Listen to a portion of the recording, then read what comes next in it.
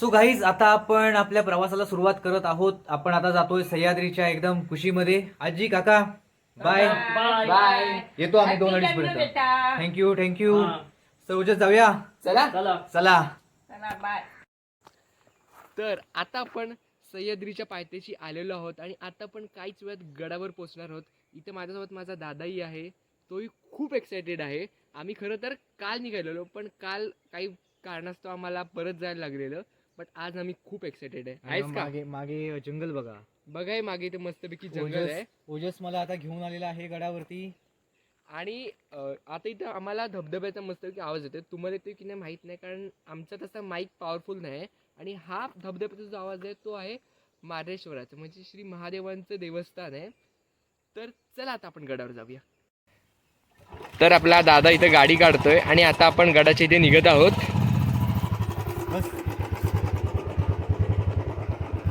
बसलास काय? हो चला. परत आपल्या प्रवासाला आपण सुरुवात केलेली आहे. जंगल बघ ओजस. हो, तर मस्तपैकी आपलं ऑफ रोडिंग पण सुरू आहे. हा बघ. बघू शकता खरं किती चित्त थरारक प्रवास आपला झालेला आहे सुरू. आणि आता जंगलाची सुरुवात झालेली आहे. खऱ्या अर्थाने गाडी इथेच लावावी लागणार असं वाटतंय. हो काय वाटतं तुला? हो तसंच आहे. तर जाऊया पुढे येऊन थोडी. काय तुम्ही ते बघू शकता इथं कसा रस्ता आहे हा. तो बघ. तो बघा, आपल्याला आता तिथे जायचं आहे मित्रांनो.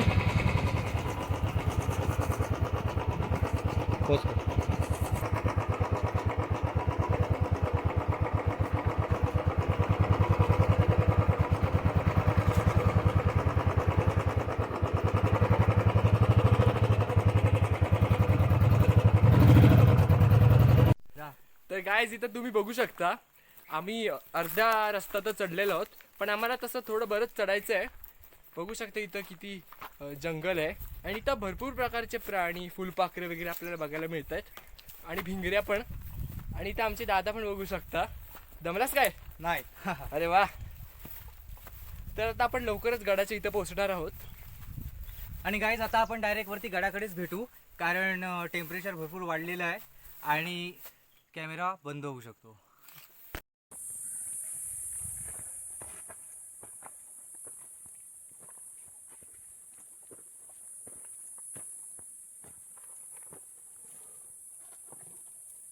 सो गाईज इथं तुम्ही बघू शकता किती चित्तथरारक आमचा प्रवास झालेला आहे.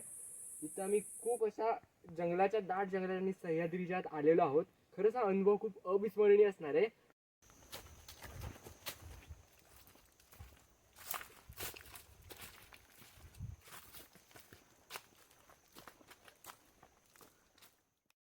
सो गाईज फायनली आपण गडाच्या महादरवाजाच्या इथं पोचलेलो आहोत.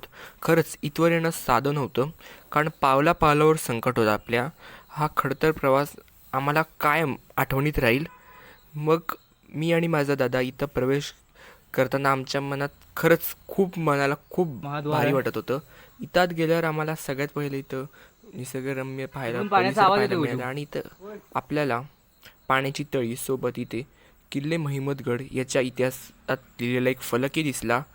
आणि तिथून पुढे जाता जाता पाण्याची तळी आणि तिथं दर्शवणारा तो मार्ग दिसला. आणि शिवरायांच्या आशीर्वादाने शिवप्रतिष्ठानचा एक माणूस व त्याच्या तो वडिलांसोबत होता, त्यांनी आम्हाला गडाचे बाकीचे मार्गदर्शनही केले.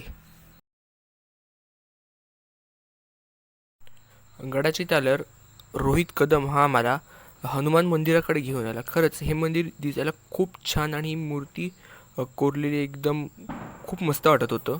आणि त्याच्यानंतर तो आम्हाला धान्याच्या कोठाराकडे घेऊन जाणार आहे. आता हे हनुमंताच्या मंदिराच्या वरच्या बाजूस धान्याचं कोठार आहे. सध्या तिथे 2-3 मोहिमा झालेल्या आहेत आणि आता आपण तिथे जाऊन पाहूया. आता आपण तिकडे जाणार आहे. हां चला.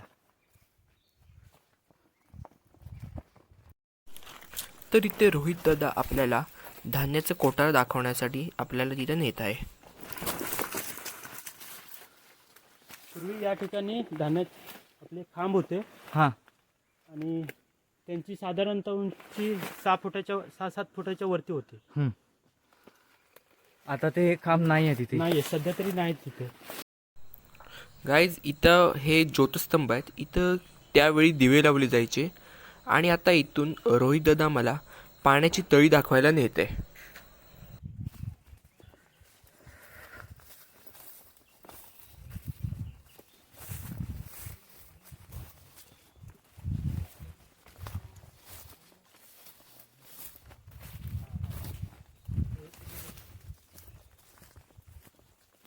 त्या दिवशी झालं होतं पूर्ण साफ होती. हां आता थोडी त्यामध्ये जंगल वगैरे माजलंय आणि त्यामध्ये माती खडक वगैरे छोटे आहेत त्यामध्ये. इथे हां ते पूर्ण इथून ते तिथपर्यंत पूर्ण टाकी आहे. ज्यावेळी मंदिराची पूजा वगैरे करायची ना हां तेव्हा पूर्वी यातून पाणी घेऊन जात होते. मंदिराच्या पूजेला वगैरे. हां गडावरती आल्यावर आम्हाला महादेवांचे एक मंदिर लागले. महादेवांच्या मंदिराच्या दर्शनासाठी आम्ही तिथे गेलो. तुम्ही इकडची पिंड बघा. हर हर महादेव. व त्यानंतर आम्ही महिषासूर मर्दिनी या मंदिराकडे गेलो आणि तिथं आम्हाला 2 अशा तोफा पाहायला मिळाल्या. खरं म्हटलं तर हा गड फिरायला खूप मोठा आहे, पण अजून तरी याचा काही शोध असा पुरेसा लागलेला नाहीये. आणि महिषासूर मर्दिनी या मंदिराच्या जवळ आम्हाला ही एक मोठी तोफ पाहायला मिळाली. तुम्ही ही तोफ नीट बघा.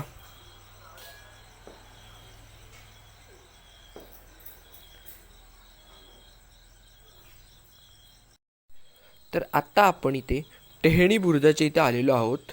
तुम्ही हा इथे निसर्गरम्य आणि मजबूत असा सह्याद्रीचा पठार पहा. आणि आता इथूनच रोहित दादा मला ध्वजस्तंभ दाखवायला घेऊन जात आहे. आणि त्याचं असं म्हणणं आहे की आपण आता 700 ते 800 मीटर वर आलेलो आहोत. तुम्ही पुन्हा एकदा निसर्गरम्य हा सह्याद्री पाहून घ्या. आणि आता आपण जात आहोत ध्वजस्तंभाच्या इथे. आता बघू शकता आपण किती वरपर्यंत आलेलो आहोत. आणि हा सह्याद्रीचा पठार नीट बघून घ्या. कसं हा आपल्या स्वराज्याच्या रक्षणासाठी खंबीरपणाने उभा आहे. आणि इथंच आपल्याला हा पाहू शकता तुम्ही की हा ध्वजस्तंभ पाहायला मिळतो. खरोखर मला अभिमान वाटतो की माझा जन्म छत्रपती शिवाजी महाराजांच्या महाराष्ट्रात झाला. तर रोहित दादा, तर मला काय तुमच्या मोहिमेबद्दल वगैरे असं काही सांगा जरा. प्रत्येक वेळी इथे मोहिमा होत असतात. लोकल इथले किंवा सह्याद्री प्रतिष्ठान किंवा शिवदुर्ग तसेच दुर्गवीर प्रतिष्ठान वेळोवेळी इथे येऊन आपल्या कार्यातून मोहीम वगैरे किंवा सोहळे वगैरे इथं पाडत असतात. हां सध्या 5 ते 4-5 महिन्यापूर्वी इथे जॉईंट ऑपरेशन केलं होतं सह्याद्री प्रतिष्ठान आणि दुर्गवीर प्रतिष्ठानने. हां आणि त्यामध्ये जो वरती आपण पाहिला असेल जो धान्याचा कोठार आहे हां तो भाग साफसफाई, तिथली माती दगड वगैरे जे काय होते ते सर्व त्या धान्याच्या कोठारमधून बाहेर काढून ठेवले होते, टाकले होते. तर बघू शकता हे किती मेहनतीचं काम करतात. तर काय तुम्ही असंच सपोर्ट करा. ह्याच्यातनं संदेश हाच मिळतो की गडावर कधी गेलात की त्यांची निगा राखा. जे करतात म्हणजे जे संवर्धन टाळतात, जे दारू पितात, काही अशी नावं लिहित आहेत, त्यांना दम जरूर द्या. आणि तुमच्याकडनं याचा हलगर्जीपणा होणार नाही हे जपा, कारण हे आपल्याला पुढच्या पिढीसाठी जपायचं आहे. तर इथं आपला हा व्लॉग आता संपत आहे. खरोखर हा अनुभव आम्हाला खूप काही शिकून गेला. इथं पावलापावलावर संकट होती, पण शिवरायांच्या आशीर्वादाने आम्ही हा गड सर केला. खरोखर इथं येणारा अनुभव प्रसंग मला खूप आवडला.